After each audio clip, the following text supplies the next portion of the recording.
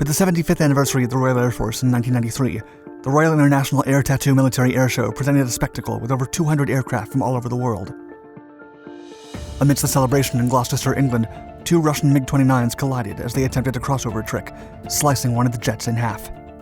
About 250,000 spectators stared at the sky, saw the cloud of smoke and fire, and wondered if the pilots had safely ejected as the jets crashed into the ground.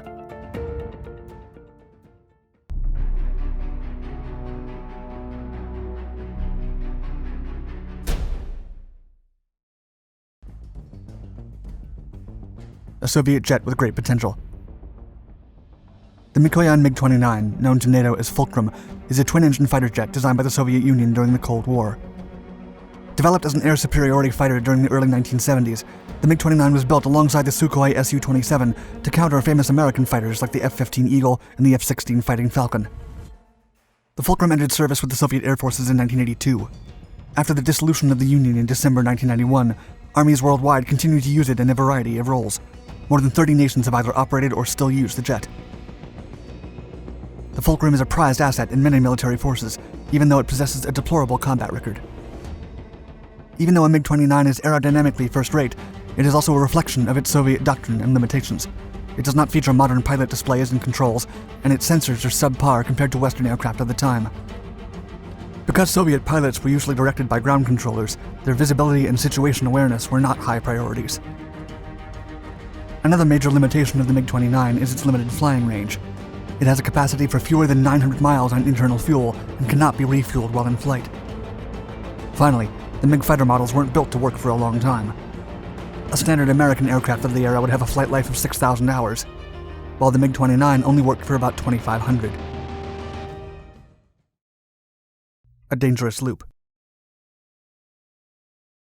In July 1993, the Royal International Air Tattoo, the world's largest military air show, celebrated the 75th anniversary of the Royal Air Force with its iconic parade.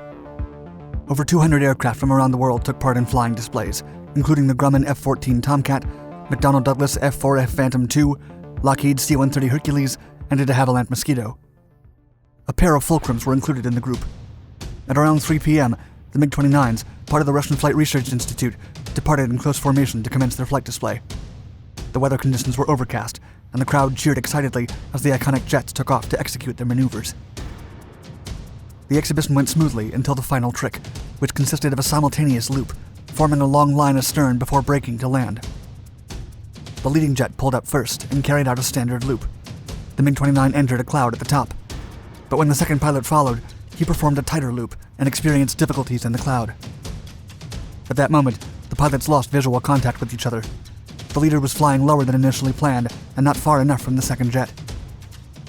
The leader's pilot decided to carry out his brake to downwind, hoping that it would take him out of the other jet's flight path. But before he could perform the maneuver, the leader's left wing impacted the fuselage of number 2, slicing it in half. Both jets spun out of control, and a cloud of smoke and fire filled the air. One of the jets impacted the airfield's northeast area, 2,300 feet away from the crowd, while the other MiG-29 crashed on top of the perimeter fence. The pilots were able to eject successfully. Sergei Trezvyatsky and Alexander Beshashtnov landed safely with no significant injuries. They were released from the hospital a few days later. On site, 12 spectators were treated for shock, and one woman suffered minor scorch injuries from the blast.